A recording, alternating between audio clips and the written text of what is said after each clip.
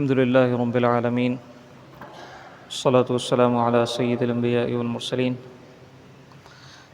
أما بعد فأعوذ بالله من الشيطان الرجيم. بسم الله الرحمن الرحيم.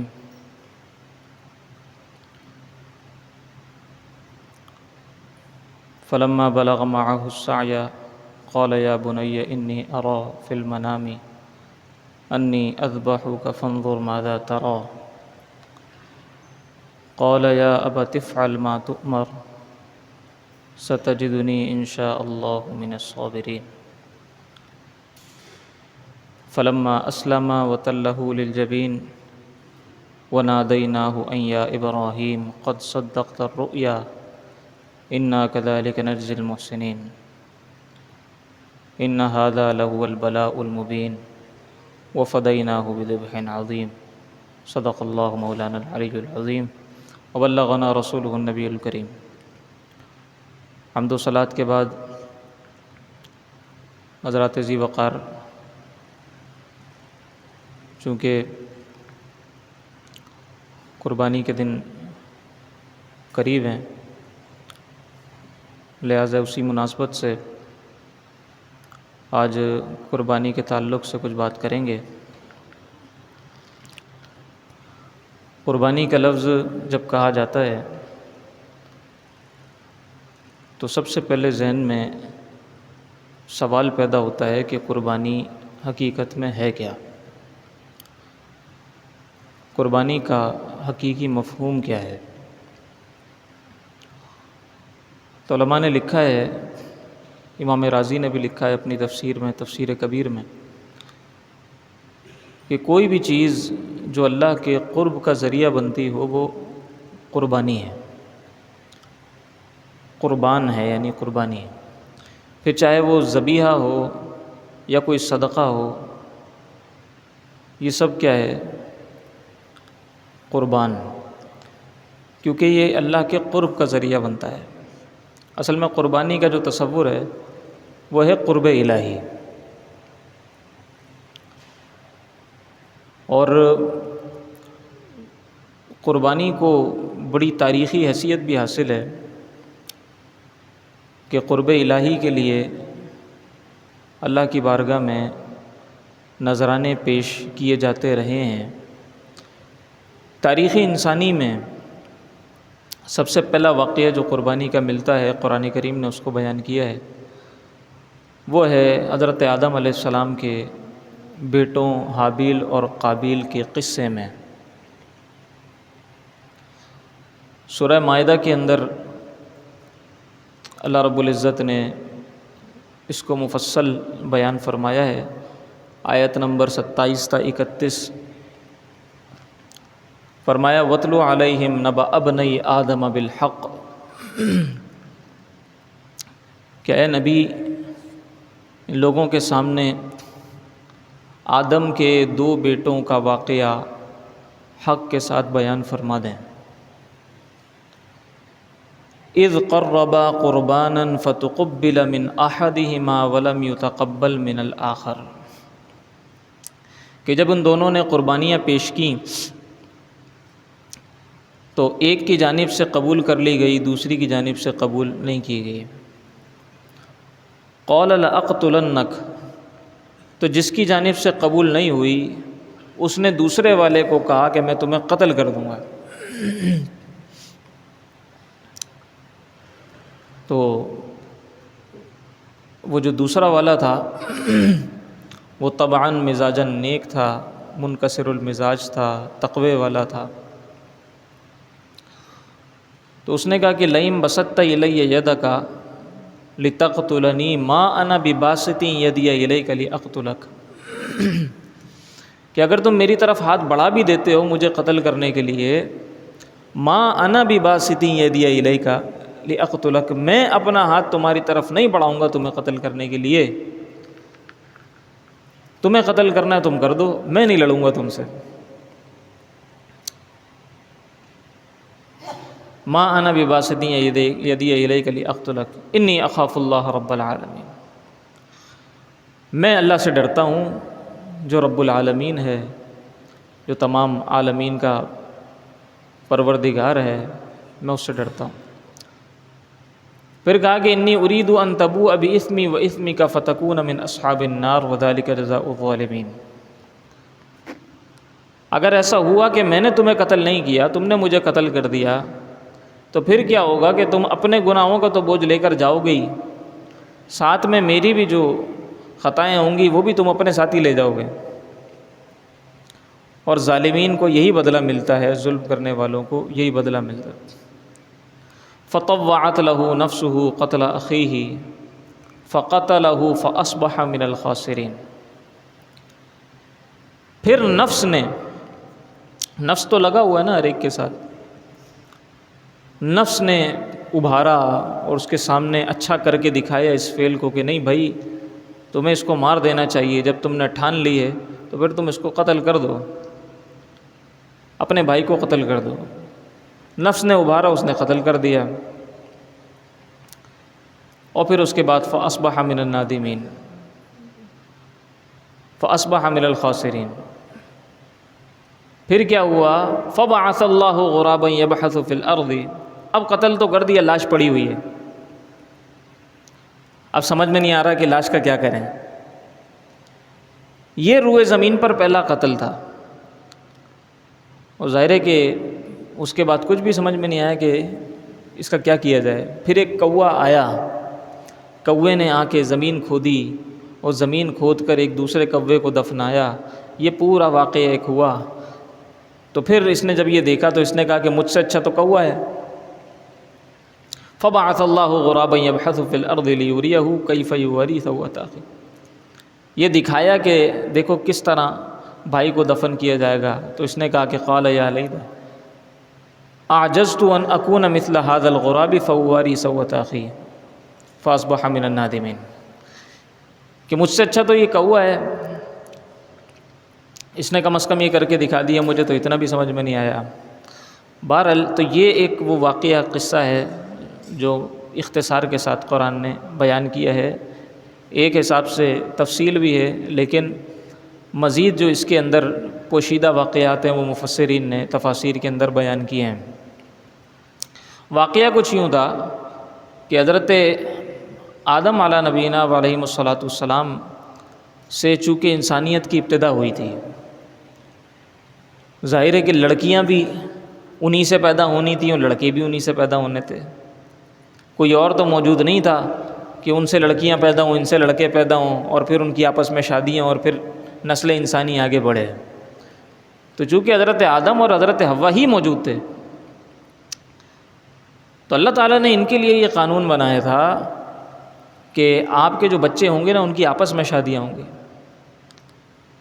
لیکن آپس میں شادیاں اس طرح ہوں گی کہ ایک مرتبہ میں نا 2 بچے پیدا ہوتے تھے، ایک لڑکا اور ایک لڑکی۔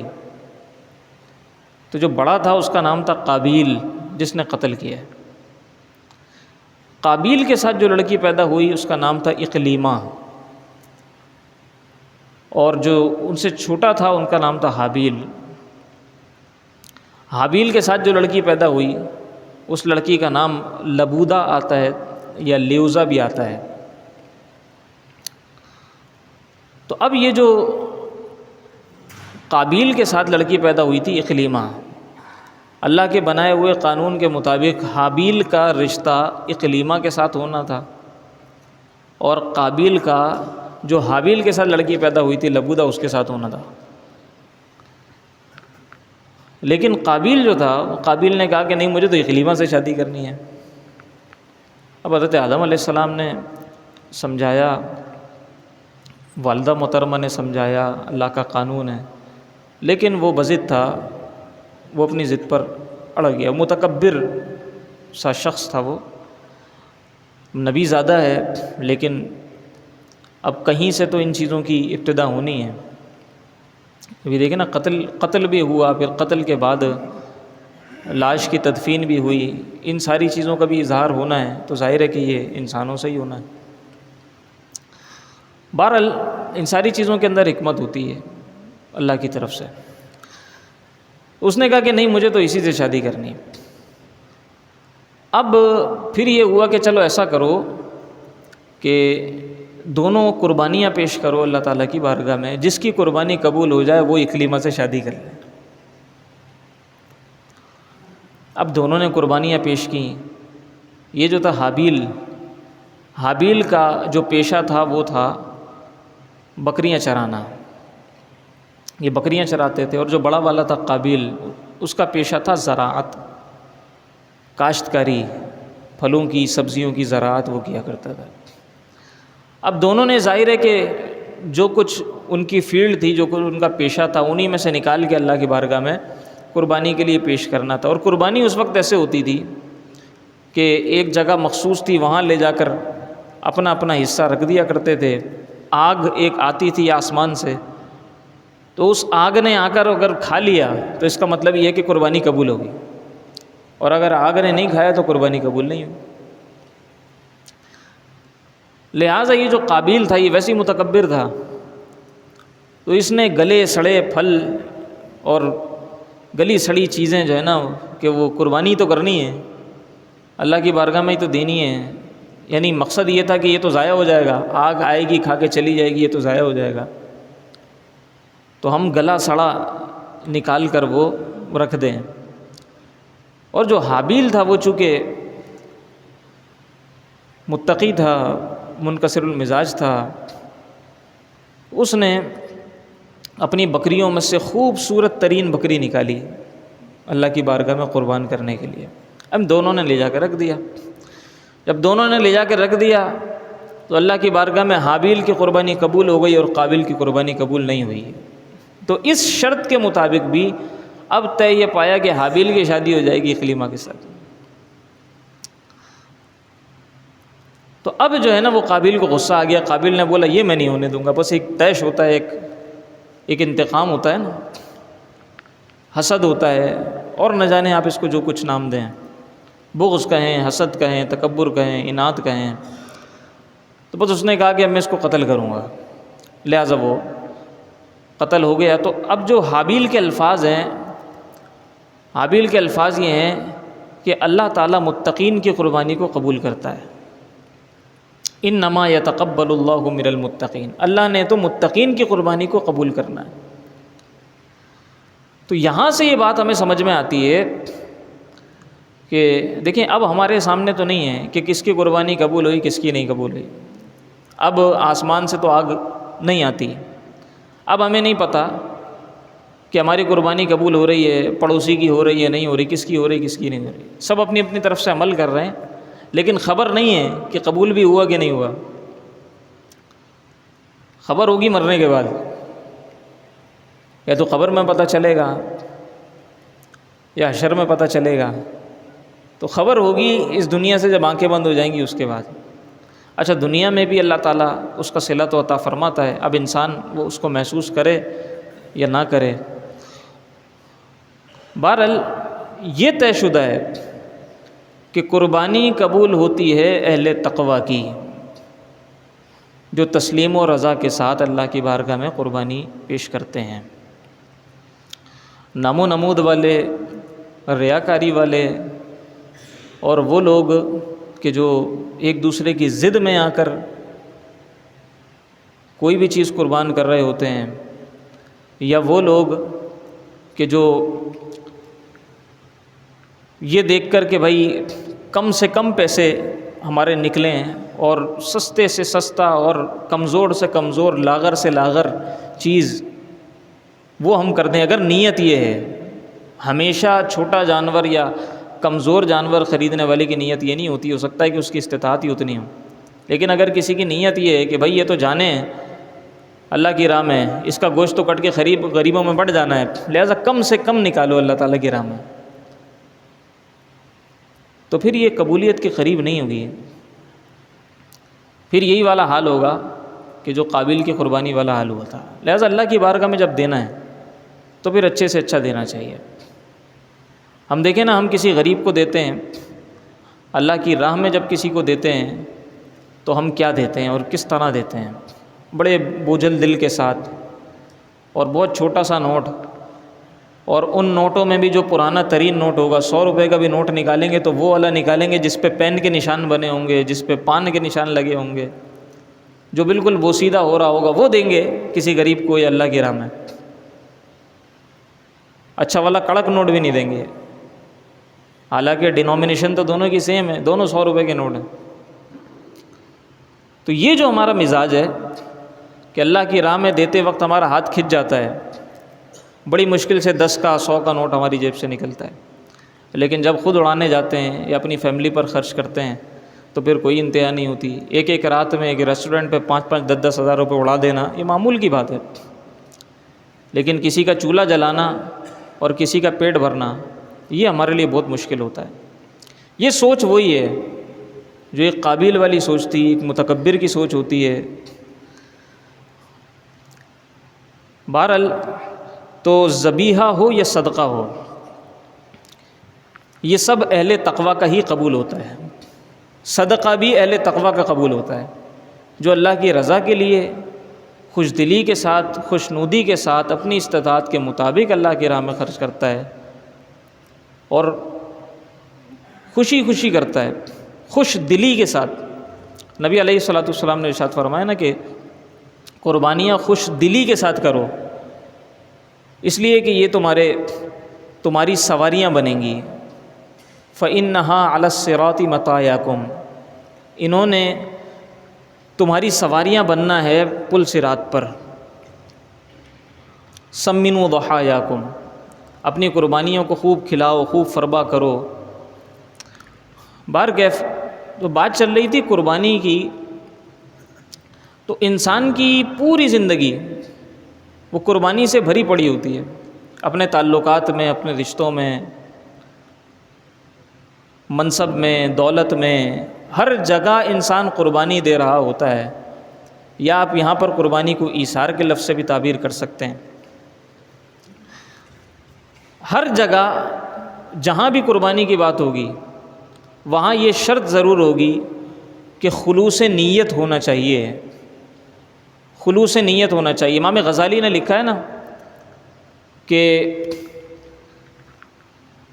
کامیاب لوگ وہی ہیں جو علم والے ہیں، کامیاب وہی ہیں جو علم والے ہیں، اور پھر فرمایا کہ سارے علم والے ہلاک ہیں سوائے ان کے کہ جو علم پر عمل کرنے والے ہیں۔ پھر فرمایا کہ سارے عمل والے ہلاک ہیں سوائے ان کے جو خلوص والے ہیں، جن کا عمل خلوص کے ساتھ ہوتا ہے۔ اور پھر فرمایا کہ خلوص والے بھی وہ یقین کے ساتھ نہیں کہہ سکتے کہ ہماری نجات ہو گئی، اس لیے کہ دھڑکا تو انہیں بھی لگا رہتا ہے اور لگا رہنا چاہیے۔ تو انسان سب سے پہلے اپنی نیت کا قبلہ درست کرے، سب سے پہلے اپنے دل کے اندر خلوص پیدا کرے، پھر اس کے بعد کوئی عمل کرے تو وہ عمل کارآمد بھی ہوگا۔ محض عمل کیے جانا اور دل میں خلوص نہ ہو، ہماری نیتیں ٹھیک نہ ہوں، تو پھر وہ ایسے ہی ہے جیسے قرآن کریم میں اللہ تعالیٰ نے ارشاد فرمایا کہ فَجَعَلْنَاهُ هَبَاءً مَنْثُورًا، کہ وہ لوگ نیک عمل تو کریں گے لیکن ہم ان کے نیک عمل کو ایسا بنا دیں گے کہ جیسے اڑتا ہوا دھواں ہوتا ہے نا، ایسا بنا دیں گے۔ جیسے ہم روشن دان میں اپنے دیکھتے ہیں دھوپ آتی ہے تو دھوپ کے ساتھ ہمیں چھوٹے چھوٹے ذرات نظر آتے ہیں، اس کو کہتے ہیں ہباء منثورا۔ یہ کسی کام کے نہیں ہوتے ذرات، ان کو نہ آپ پکڑ کے کھا سکتے ہیں، نہ ان سے کوئی عمارت بنا سکتے ہیں، یہ کس کام کے ہوتے ہیں ذرات؟ تو فرمایا کہ ان کے عمل بھی ایسے بن جائیں گے۔ اب دنیا میں تو انسان نے بڑے صدقات کیے، بڑی قربانیاں کی، لیکن روز محشر جا کر دیکھا کہ سارے عمل اس کے ہوا میں اڑ گئے اور پلے کچھ بھی نہیں، تو کیا فائدہ؟ پیسہ بھی خرچ کیا، محنت بھی کی، تھکے بھی، سب کچھ کرنے کے بعد حاصل کچھ بھی نہیں ہوا، ہاتھ ملتے رہ گئے۔ تو اس سے بہتر یہ ہے کہ عمل کرنے سے پہلے بندہ اپنا قبلہ درست کر لے۔ اگر خدا نخواستہ دل میں کہیں ریاکاری آ بھی رہی ہے اس کو نکال دے اور اپنی نیتوں کو خالص کر لے۔ اب دیکھیں جو قربانی ہے کس قدر خلوص نیت کے ساتھ شروع ہوئی تھی اور کس قدر عزم کے ساتھ، ولولے کے ساتھ شروع ہوئی تھی۔ حضرت ابراہیم علیہ السلام نے اللہ رب العزت سے بیٹا مانگا تھا، اللہ نے چاند سے پیارا بیٹا عطا کیا جس کی پیشانی میں نور نبوت چمکتا تھا، اتنی دعاؤں کے بعد اسماعیل جیسا بیٹا اگر عطا ہو اور پھر یہ کہہ دیا جائے فلما بلغ معہ السعی، جب وہ کچھ بڑے ہوئے اور چلنے کے قابل ہوئے تو اب خواب نظر آ گیا، قال یا بنی انی اری فی المنام انی اذبحک فانظر ماذا تری، میں نے خواب میں دیکھا ہے میں تمہیں ذبح کر رہا ہوں، بتاؤ تمہاری کیا رائے ہے؟ قال یا ابت افعل ما تؤمر، اے میرے والد آپ کو جو حکم ہوا ہے آپ کر گزریں، ستجدنی انشاءاللہ من الصابرین، آپ انشاءاللہ مجھے صبر کرنے والا پائیں گے۔ تو ایک تو حضرت ابراہیم کا ولولہ اور اللہ کے حکم پر عمل کرنے کا جذبہ، اور دوسرا حضرت اسماعیل جیسی اولاد ہے۔ جبھی تو علامہ اقبال نے کہا تھا کہ یہ فیضان نظر تھا یا کہ مکتب کی کرامت تھی، سکھائے کس نے اسماعیل کو آداب فرزندی۔ وہ کہتے ہیں کہ فلما اسلم وتلہ للجبین ونادیناہ ان یا ابراہیم قد صدقت الرؤیا، کہ جب انہوں نے دونوں نے اپنے آپ کو سپرد کر دیا، اپنی گردنوں کو جھکا دیا اللہ کے حکم کے آگے، اور بس اب قربان کرنے کے لیے تیار ہی تھے، فنادیناہ ان یا ابراہیم، تو اللہ کی بارگاہ سے ندا آ گئی کہ اے ابراہیم تم نے اپنے خواب کو پورا کر دیا، انا کذالک نجزی المحسنین، بس اتنا کافی ہے۔ آپ کی آزمائش ہونی تھی وہ ہو گئی۔ آزمائش کیا ہونی تھی؟ آزمائش یہ ہونی تھی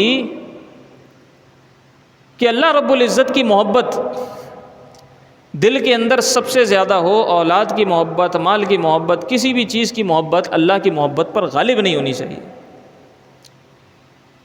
تو ایسے ہی تھوڑی مقام خلت اور لقب خلیل عطا ہو گیا۔ وہ ایسے خلیل تھے کہ اگر اللہ کی جانب سے حکم آ جائے کہ اپنی اولاد کو ذبح کرنا ہے تو اللہ کا حکم سب سے پہلے، پہلے اللہ کی محبت ہے پھر کسی اور چیز کی محبت ہے۔ تو یہ ایک ٹیسٹ تھا،